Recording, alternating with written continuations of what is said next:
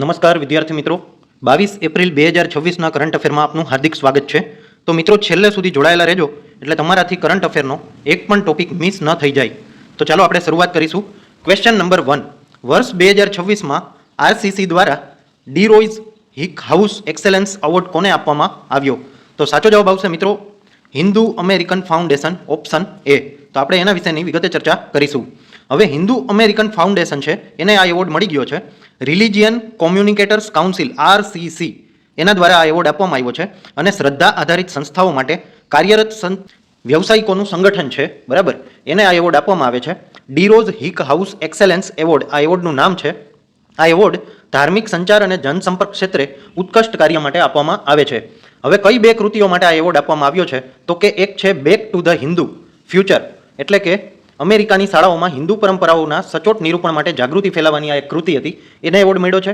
અને બીજું છે ઓલ અબાઉટ હિન્દુઇઝમ સિરીઝ 2, આ એક પોડકાસ્ટ શ્રેણી છે હિન્દુ ધર્મના મૂળ સિદ્ધાંતો અને ઇતિહાસ વિશે માહિતી આપતી, એને આ એવોર્ડ એનાયત કરવામાં આવ્યો હતો. તો હવે મિત્રો આગળના પ્રશ્નની ચર્ચા કરીશું. કેન્દ્ર સરકારે 1 જાન્યુઆરી 2026થી મોંઘવારી ભથ્થામાં કેટલા ટકાનો વધારો મંજૂર કર્યો છે? તો સાચો જવાબ આવશે મિત્રો ઓપ્શન સી, 2%. તો આપણે એની વિગતે માહિતી ચર્ચા કરીશું. હવે 60% થઈ ગયું છે ડીએ, જે પહેલા 58% હતું, જે 1 જાન્યુઆરી 2026થી અમલમાં મુકાયું છે. હવે વડાપ્રધાન નરેન્દ્ર મોદીની અધ્યક્ષતામાં એક કેબિનેટ બેઠક થઈ હતી, એમાં આ નિર્ણય લેવામાં આવ્યો. લાભાર્થીઓની વાત કરીએ તો 50.46 લાખ કર્મચારીઓ અને 68.27 લાખ પેન્શનરોને આ લાભ આપવામાં આવશે. આર્થિક બોજ જે સરકાર ઉપર પડશે આનાથી એ 6791.24 કરોડનો વધારાનો બોજ છે. ગણતરીનો આધાર એટલે કે 7મા પગાર પંચમાં જે કોઈ પણ સ્વીકૃત ફોર્મ્યુલા હોય એ મુજબ ડીએ વધારવામાં આવતું હોય છે, એ મુજબ આ 2%નો વધારો આપવામાં આવ્યો છે.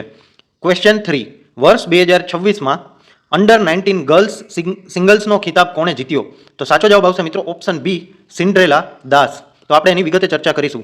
હવે જે ખેલાડી છે સિન્ડ્રેલા દાસ, તેઓ પશ્ચિમ બંગાળના છે. અંડર 19 યુથ ગર્લ્સ સિંગલ્સ ખિતાબ ફાઇનલમાં મહારાષ્ટ્રની દિવ્યાંશી ભૌમિકને 4-1થી હરાવી અને આ ટાઇટલ જીતી લીધું છે. આ ટુર્નામેન્ટમાં ડબલ ક્રાઉન મેળવ્યો, એટલે કે અંડર 17 સિંગલ્સમાં પણ તેઓએ ખિતાબ જીત્યો હતો અને હવે અંડર 19માં પણ આ ખિતાબ જીતી લીધો છે. ટીમ ઇવેન્ટની વાત કરીએ તો પશ્ચિમ બંગાળની ટીમે તમિલનાડુને હરાવીને અંડર 19 ગર્લ્સ ટીમ ખિતાબ પણ મેળવી લીધો છે. તો યાદ રાખજો પશ્ચિમ બંગાળ જીતી ગયું છે. તાજેતરમાં ઇન્ડોર સિનિયર નેશનલ ચેમ્પિયનશિપમાં પણ સિલ્વર મેડલ મળ્યો હતો, એ પણ યાદ રાખજો. હવે એક જ નેશનલ ચેમ્પિયનશિપમાં બે અલગ અલગ વય જૂથમાં જેમ કે અંડર 17 અને અંડર 19 ખિતાબ જીતનારને રેર ડબલ કહે છે, જે ઘણીવાર પરીક્ષામાં પૂછાવાની શક્યતા હોય છે. હવે ક્વેશ્ચન નંબર 4. કઈ સંસ્થાએ રમતવીરો માટે ડીએનએ અને SRY ટેસ્ટ કરવાની જાહેરાત કરી? તો સાચો જવાબ આવશે મિત્રો athletics federation of India, AFI. તો આપણે એની વિગતે ચર્ચા કરીશું. હવે મુખ્યત્વે આનો હેતુ શું છે? તો કે ઉંમરની છેતરપિંડી રોકવા અને જેન્ડર વેરિફિકેશન, લિંગની ચકાસણી કરવા માટે આવા બધા ટેસ્ટ કરવામાં આવતા હોય છે. SRI એટલે શું? સેક્સ ડિટરમાઇનિંગ રિજિયન વાય, એક જનીન છે જે પુરુષોમાં જોવા મળે છે, એનાથી ખાતરી કરી શકાય કે આ પુરુષ છે કે મહિલા. આ ટેસ્ટ દ્વારા પુરુષ જનીનની હાજરી તપાસવામાં આવે છે, જે મહિલા કેટેગરીમાં રમતા એથ્લેટિક્સની નિષ્પક્ષતા માટે જરૂરી છે. હવે નિયમોનું અમલીકરણ. AFIના નવા નિયમો મુજબ રાષ્ટ્રીય કક્ષાની સ્પર્ધામાં મેડલ જીતનાર અથવા રેકોર્ડ બનાવનાર એથ્લેટ્સ માટે આ ટેસ્ટ ફરજિયાત કરવામાં આવી છે. આવું શું કામ જરૂરી બન્યું? કેમ કે તાજેતરમાં વર્ષોમાં જુનિયર કેટેગરીમાં વધુ ઉંમરના ખેલાડીઓ ઓછી ઉંમરના સર્ટિફિકેટ સાથે રમતા હોવાના કિસ્સા સામે આવ્યા હતા, તેને રોકવા માટે કડક પ્રોટોકોલ બનાવવામાં આવ્યા છે. હવે વાત કરીએ AFIની, તો એના અધ્યક્ષ છે આદિલ સુમરીવાલા. AFIનું મુખ્ય મથક નવી દિલ્હી ખાતે આવેલું છે અને એની સ્થાપના 1946માં કરવામાં આવી હતી. SAI એટલે સ્પોર્ટ્સ ઓથોરિટી ઓફ ઇન્ડિયા અને IOA એટલે ઇન્ડિયન ઓલિમ્પિક એસોસિએશન. આ ફૂલ ફોર્મ પણ યાદ રાખજો, ક્યારેક એક્ઝામમાં પૂછાઈ શકે છે. મિસ સેક ઇન્ડિયા 2026નો ખિતાબ કોણે જીત્યો? તો સાચો જવાબ આવશે મિત્રો ઓપ્શન એ, નિશિતા યોગેશ અંતરકર. હવે આજે નિતિશા યોગેશ અંતરકર છે, તેઓ બિઝનેસ ઓનર છે અને કથકના ડાન્સર પણ છે. હવે આજે સેક ઇન્ડિયા છે, મિસ સેક ઇન્ડિયા 2026નો ખિતાબ જીતી લીધો છે. આ જે ટુર્નામેન્ટ છે એનો હેતુ શું હતો? ભારત અને જાપાન વચ્ચે સાંસ્કૃતિક સંબંધો મજબૂત કરવા અને જાપાનીઝ રાઈસ વાઇન સાકે ને પ્રોત્સાહન આપવા માટે તારીખ 17 એપ્રિલ 2026ના રોજ આયોજન કરવામાં આવ્યું હતું. અને સ્થળની વાત કરીએ તો રોબાટા કુરાકુ ફિનિક્સ પેલેડિયમ મુંબઈ ખાતે યોજાયું હતું. હવે આગામી લક્ષ્ય છે તે હવે જાપાનમાં યોજાનારી મિસ સેક ઇન્ટરનેશનલ સ્પર્ધામાં આ જેવો છે વિજેતા તે પ્રતિનિધિત્વ કરશે ભારતનું. રનરઅપની વાત કરીએ તો આ સ્પર્ધામાં પ્રિયંકા સરકાર જેઓ બેંગ્લુરુના છે અને સાક્ષી ખારી તેઓ રનરઅપ રહ્યા હતા. અગાઉની સ્પર્ધાઓ 2025ની વાત કરીએ તો દિલ્હીમાં યોજાઈ હતી અને હાલમાં તે મુંબઈમાં 2026માં યોજાઈ છે. તો ખાસ યાદ રાખજો. AICTC દ્વારા ભારતીય ભાષાઓને પ્રોત્સાહન આપવા માટે કઈ યોજનાની 3જી આવૃત્તિ લોન્ચ કરવામાં આવી?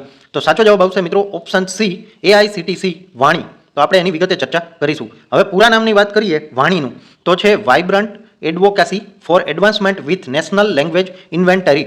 હવે આનો હેતુ શું છે? તો કે ટેકનિકલ શિક્ષણમાં ભારતીય ભાષાઓના ઉપયોગને પ્રોત્સાહન આપવું અને પ્રાદેશિક ભાષાઓમાં અભ્યાસ કરતા સમગ્ર તૈયારી કરવી અને સેમિનાર યોજવા માટે આર્થિક સહાય પૂરી પાડવી.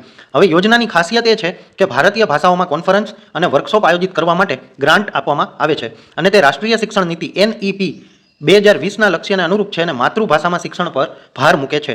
હવે અમલીકરણની વાત કરીએ તો AICTE એટલે કે all India council four technical education દ્વારા આ ત્રીજી આવૃત્તિ શરૂ કરવામાં આવી હતી. હવે AICTEની વાત કરીએ તો એની સ્થાપના નવેમ્બર 1945માં થઈ હતી. તેનું વડું મથક નવી દિલ્હી ખાતે આવેલું છે અને વર્તમાન અધ્યક્ષની વાત કરીએ તો પ્રોફેસર TG સીતારમણ એમના હાલના અધ્યક્ષ છે. તે ભારતની ટેકનિકલ શિક્ષણ વ્યવસ્થાનું આયોજન અને સંકલન કરતી વૈધાનિક સંસ્થા છે અને પરીક્ષામાં ઘણીવાર પૂછાય છે, એટલે ખાસ કરીને યાદ રાખી લેજો કે શિક્ષણ ક્ષેત્રે નવા જે કોઈ પોર્ટલ લોન્ચ થયા હોય એ સર્ચ કરી અને યાદ રાખી લેજો. તાજેતરમાં ભારત અને દક્ષિણ કોરિયા વચ્ચે કયા હથિયારના ત્રીજા તબક્કાના ઉત્પાદન માટે વાટાઘાટો ચાલી રહી છે? તો સાચો જવાબ આવશે મિત્રો ઓપ્શન બી, K9 વજ્ર ટી હોવિત્ઝર. તો આપણે એની વિગતે ચર્ચા કરીશું. હવે નવો તબક્કો શરૂ થઈ ગયો છે, ફેઝ 3. ઇન્ડિયા અને સાઉથ કોરિયા વચ્ચે. ઇન્ડિયાના પ્રેસિડેન્ટ છે નરેન્દ્ર મોદી, બરાબર, પ્રાઇમ મિનિસ્ટર છે નરેન્દ્ર મોદી, અને ત્યાંના પ્રેસિડેન્ટ છે લી જેમ્યાંગ. એમની વચ્ચે કરાર કરવામાં આવ્યા છે 2026માં એપ્રિલમાં. લક્ષ્યાંક શું છે? તો વધારાની 200 ગન ખરીદવાની યોજના છે, જેથી કરીને આપણી પાસે ટોટલ 400 એકમો થઈ જાય. અને ભારત અને દક્ષિણ કોરિયાની આ બહુ જ અગત્યની સંરક્ષણ ભાગીદારી છે.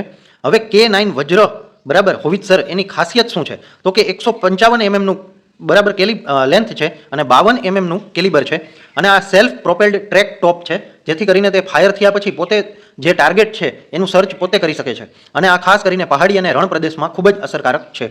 હવે આમાં મુખ્યત્વે વસ્તુ એ છે કે આજે ફેઝ 3 શરૂ થયો છે, એમાં 60 થી લઈ અને 70% સુધી ટેકનોલોજી ભારતમાં સ્વદેશી બનાવટની યુઝ થશે. અને ઉત્પાદકની વાત કરીએ તો ભારતમાં L&T અને દક્ષિણ કોરિયાની કંપની છે હાનવા એરોસ્પેસ, આ બેયનું સંયુક્ત સાહસ રહેશે. અને ભારત અને સાઉથ કોરિયા વચ્ચે નવી પહેલ શરૂ થઈ છે, KIND-X, Korea India defence accelerator innovation platform છે, એનું નામ પણ યાદ રાખી લેજો. યુનાઇટેડ કિંગડમની સત્તાવાર મુલાકાત લેનાર ભારતના પ્રથમ ચીફ ઓફ ડિફેન્સ સ્ટાફ કોણ બન્યા? તો સાચો જવાબ આવશે મિત્રો option B, general Anil Chauhan. તો આપણે એની વિગતે ચર્ચા કરીશું. હવે પ્રથમ મુલાકાતી બની ગયા છે જનરલ અનિલ ચૌહાણ, યુકેની સત્તાવાર મુલાકાત લીધી હોય. હવે જે પહેલા આપણા CDS હતા જનરલ બિપિન રાવત, એમણે આવી મુલાકાત લીધી નહોતી.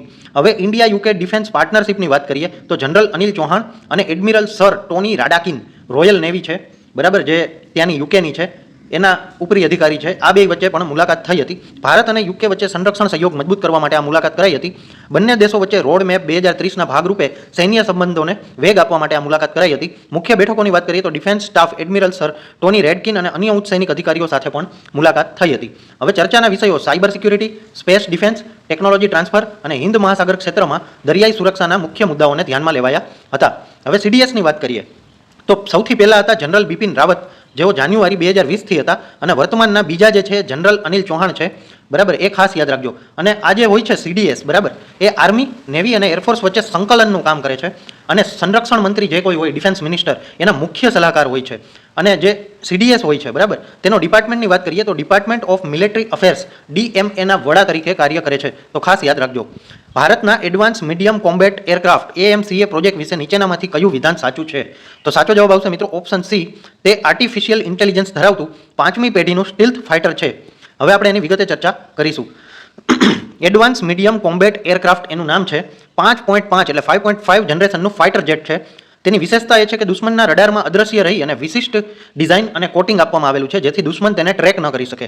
હવે એનામાં ટ્વિન એન્જિન એટલે કે 2 એન્જિન પાવર હોય છે અને આર્ટિફિશિયલ ઇન્ટેલિજન્સ, પાયલટ આસિસ્ટન્સ અને સેન્સર ફ્યુઝન જેવી અગત્યની AI ટેકનોલોજીનો સમાવેશ થાય છે.